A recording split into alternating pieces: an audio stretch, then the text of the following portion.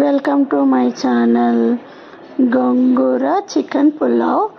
ముందుగా గోంగూర తీసుకొని ఒక గిన్నె పెట్టి ఆయిల్ వేసి దాంట్లో గోంగూర మొత్తం ముద్దలాగా చేసి పక్కకు పెట్టుకోవాలి.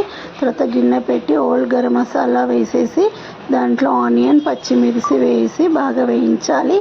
దాంట్లో చికెన్, పసుపు, అల్లం వెల్లుల్లి పేస్ట్, సాల్ట్ వేసి బాగా కలిపి ఒక 5 నిమిషాలు మూత పెట్టి తర్వాత ఒక 2 స్పూన్స్ గరం మసాలా, 2 స్పూన్స్ కారం, మనం ముందు గ్రైండ్ చేసి పెట్టుకున్న గోంగూర పేస్ట్ వేసేసి మూత పెట్టి ఒక 5 నిమిషాలు మగ్గనివ్వాలి. బాగా కలిపి తర్వాత దాంట్లో బాస్మతి రైస్ 1 కప్పు వేసి 2 కప్పుల గ్లాస్ బియ్యం నీళ్ళు పోసేసి కుక్కర్ మూత పెట్టేసి ఒక 5 మినిట్స్ తర్వాత తీసేస్తే గోంగూర పులావ్ రెడీ.